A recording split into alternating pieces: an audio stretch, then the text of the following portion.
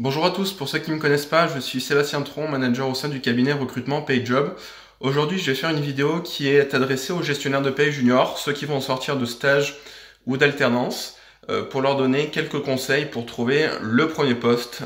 Ce qui est pour moi le plus dur aujourd'hui sur la paye, c'est d'avoir cette première expérience en paye qui nous permettra après de pouvoir évoluer un peu plus sereinement, tellement le marché est pénurique.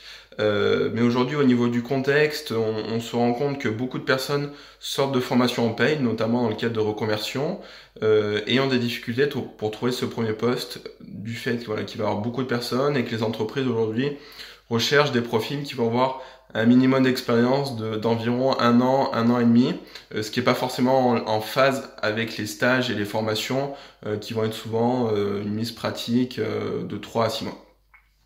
Donc le premier conseil, ça va être, comme je le dis souvent, d'aller là où les autres ne veulent pas aller. Tout simplement, c'est une histoire d'offre et de demande. Donc, premier conseil, postuler en cabinet comptable. Peu de personnes veulent y aller. Les cabinets ont une mauvaise image, à tort, je pense, puisque c'est un poste qui est vraiment très formateur. Vous allez avoir des postes vraiment, en règle générale, très complets.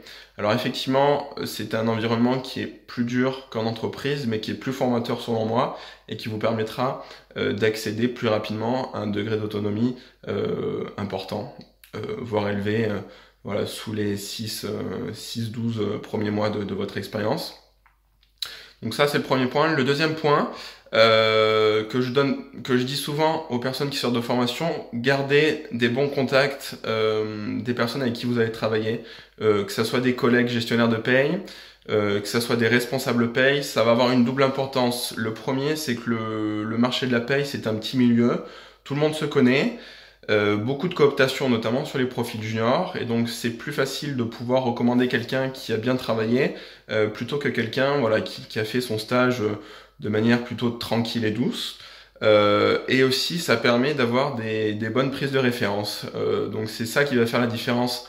En tout cas, moi, c'est ça qui me permet de sélectionner des profils intéressants juniors en mettant en avant auprès de mes clients une bonne personnalité, une bonne capacité d'intégration des informations, capacité de comprendre les process, de s'intégrer dans les équipes.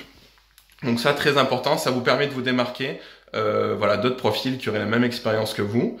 Et le troisième conseil, et ça c'est des choses qui peuvent toujours un peu m'étonner, c'est au niveau de la rémunération. Ne soyez pas trop gourmand au début, c'est-à-dire que pour moi, un profil junior sur la région parisienne, petite couronne, si le client vous propose autour de 26-28 euros, c'est une rémunération qui pour moi est très, très correcte. Ne soyez pas trop gourmand, essayez de privilégier dans un premier temps l'acquisition des informations de l'expérience plutôt que de vouloir une grosse rémunération, en tout cas supérieure au marché. Ça vous bloquera dans vos recherches et ça rendra votre possibilité d'évolution un peu plus lente que pour d'autres. Voilà, donc pour moi c'est les trois principales informations, trois principaux choix, critères qui vous permettraient de trouver un peu plus facilement un premier poste. Si vous avez des idées ou un retour d'expérience, n'hésitez pas à m'en faire part. Bonne journée!